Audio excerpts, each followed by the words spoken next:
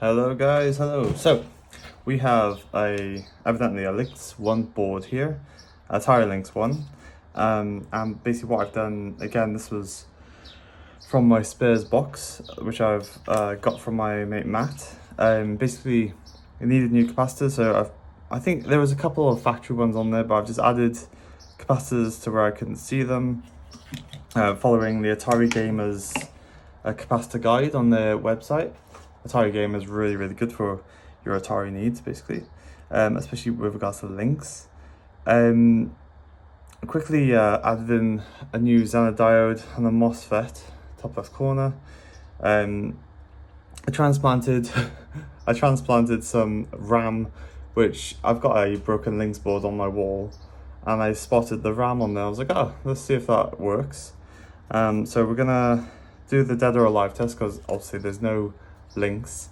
It would be safe technically to power it up through the power jack, but I think the dead or alive test would probably be a bit easier currently. So let's see what it's doing. I was getting clicking, just a bit of clicking from the speaker, but we'll see what we get. So you hear a little pop of it booting, so it is booting.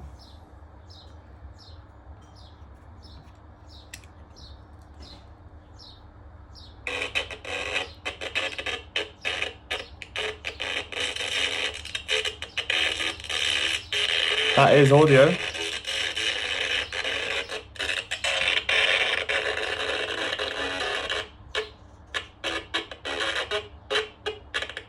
So, okay, so the game is Blue Lightning, and that sounds a lot like Blue Lightning. Question is it the speaker, or is there corrosion within the wheel itself? What I think we should do is just douse it in alcohol. Back and forth, brush. We could always replace the wheel as well. Let's get in the corners, being gentle not to break anything, because that's not what we want to do. I've never actually removed one of these. They do have a Phillips head. I'm not sure. Oh, which is actually moving. Does that move as well? That also moves. I don't know what that's all about. But if we get this working, we will then have 3 Atari Lynx 1 boards all working with no screens. So that's that would be, I don't know what we'll do there. We do have a few cases which I can show shortly. The problem is I can't really get to all the angles. Alright, bear in mind it's a little bit loose. Don't know if that's anything to do with it. Let's get some compressed air. Just to make sure it's all dry. And let's have another go. If it's still the same, maybe we should try a different speaker. Made the same noise then again, like a pop. I'm sure I turned the volume all the way down.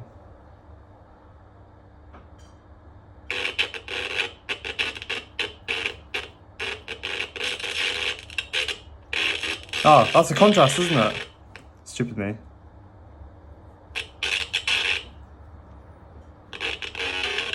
Oh.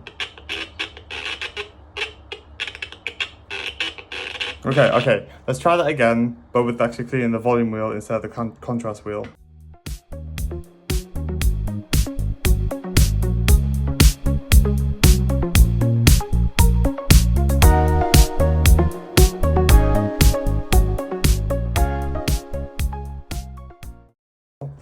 So let's see if there's any difference. Again, speaker crackle then as we turn it on.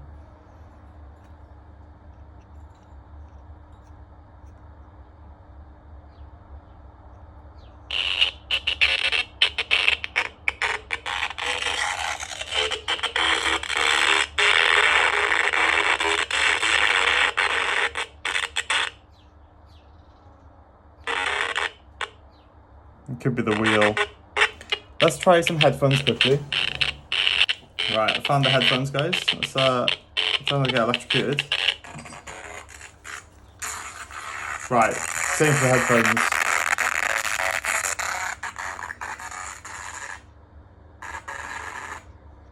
So the question is, if it's the same through the headphones as it is through the speaker, would that be like some sort of... Alright, volume wheel works. Yes. So, sorry. Question is, what would be causing that? Is there a sound chip? I'm guessing so. We can quickly Google a solution there. Capacitor issue, possibly. Well, that's something we'll come back to. So a sound issue. If any of you guys know about sound issues and Lynx 1, then yeah, definitely give me a shout out and let me know. I think I did. Let's have a quick look. This looks like my handiwork, capacitor underneath, but I could try redoing that capacitor and just seeing how we go, really. So there's a few other... I've got a mail call, actually. So I got some mail today. Let's just undo... Oh, and my thing's gonna sleep. There you go. One. A dead or alive test on the C39 capacitor, which is attached to the USB cut up wire, so the positive and negative capacitor legs, and then plug it into a typical 1 amp battery pack, and you've got yourself a dead or alive test, basically. So we know this board is alive, which is amazing. Actually, I thought it was dead because when I got it, there was no RAM on it. So I transplanted some RAM and new capacitors on a power circuit, and it's not dead, which is really amazing. Let's have a quick look at my post that's arrived today. Let's move this. CJ Parts on eBay. He sold this to me for £10 and chucked in another board for free, which is incredibly generous. I've never actually worked on one with these soldered to the board before. Usually mine have just been parts, which is fine. What we can do, actually, obviously someone's removed the power module, but if we look, it's got the MOSFET, it's got capacitors, it's got the Zener diode, it's got this original, I think it's transistor. We could potentially, doesn't look like it's missing anything, we could potentially try the dead or alive test on this one and see if it plays. I mean, what's there to lose? Plug that in, and then C39 is a top left capacitor on the board. Flip it over, remember which way is red. Red is positive. So these were sold as non-working or spares a repair, so we'll see what they're doing now. Alright, so those are stuck on quite well. Oh yeah, we'll need the speaker as well. Here's one I have from earlier. So, alright, let me just double check the polarity. There's red and white on the right side. What's that all about? There's some rogue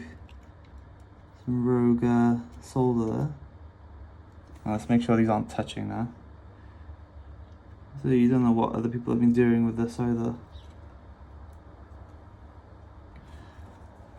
Alrighty, so that's worth a shot.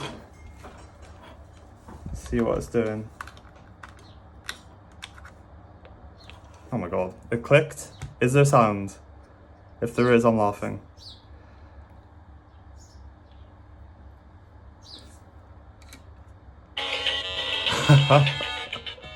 Wow, there we go. That's actually really nice. That is very loud, and we have another working board, and they cost me £10.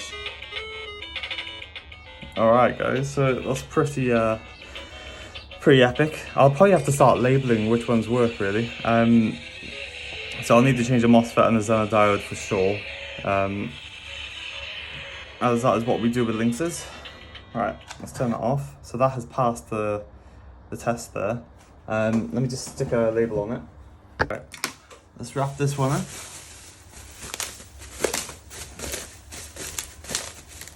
basically, I'm waiting for funds to afford all these screen upgrades. Currently lacking in funds, to be honest, but we'll see what we can do. You know, life priorities get in the way of saving retro. My iron is definitely not hot now. Just turn it up a little bit. Life has a way of getting in the way sometimes, but you know, priorities. Why is this not coming off? Yeah, man. I must have made a cold joint. Go on. You can try the next one as well then. But from my memory, the picture of the other one is not as good.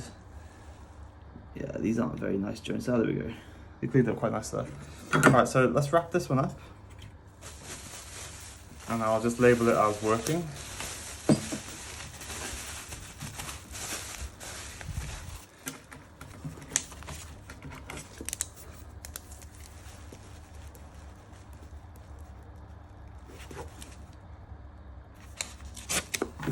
I'll stick that with the other two, wherever they've got to. I think they're over here actually. Let's have a look at this second one.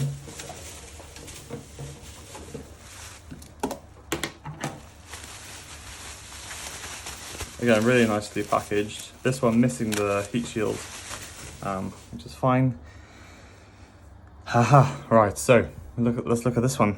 This one's got a new Zener diode, probably a new MOSFET by the looks of it. It is stuck down. Got some capacitor damage here. Okay, what else have they changed? 1, 2. This capacitors looked a bit different then. Is it me or is everything there?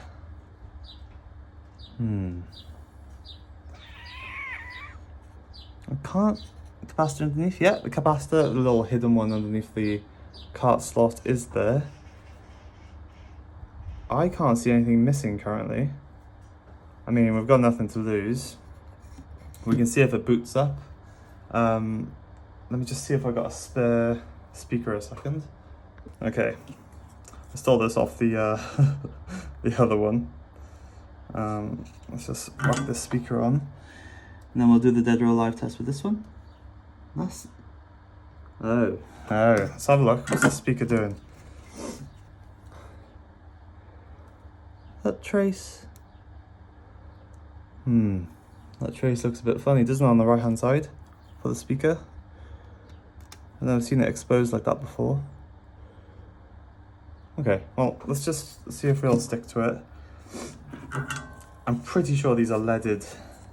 This is leaded solder because it flows like a silver bloody river, which is really nice to work with, but obviously not very healthy to breathe in. Alright, that's down. And let's just flip it and get the Dead or Alive test on. I'm guessing this is the broken one. Well, we'll soon see. Still see what I'm doing? Yeah.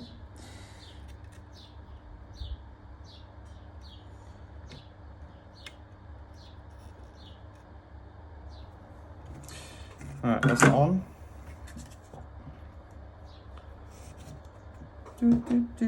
Will we hear blue lightning or will we just hear nothing?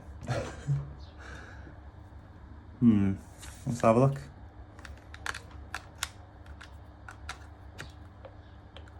It's starting, the speaker's popped.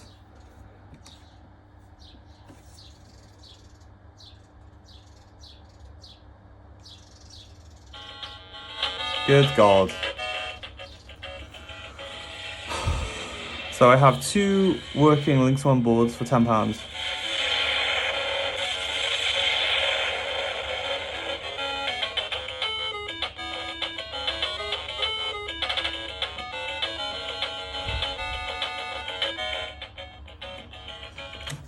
I think it's safe to say I got a really good deal. I'll have to have a look at C38. I mean, I think it just looks ugly as opposed to not actually functioning correctly, because the solder work doesn't actually look bad, and it's just the board is a little bit mucky underneath. But we can just give that a little va-va-voom. Is he on properly? Yeah, he's on quite well actually. I think the board is burnt. That's okay. Alas.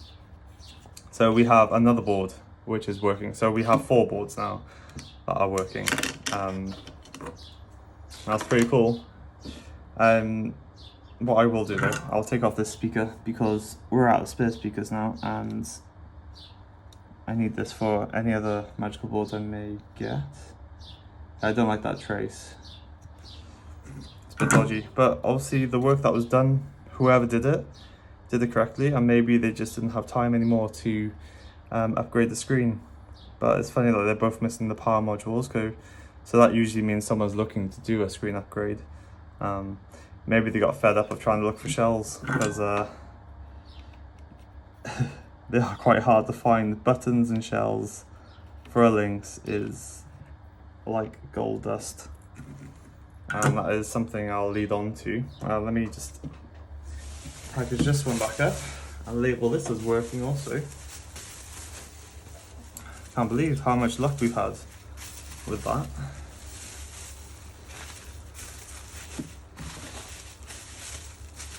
Stick a note on this one as well. Working. Because if they weren't working, I'd look to probably sell them for parts or something. I do want to show you one thing.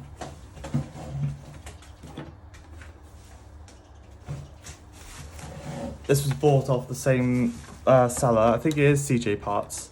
I'll try and put a link in the page on this video. Look at this.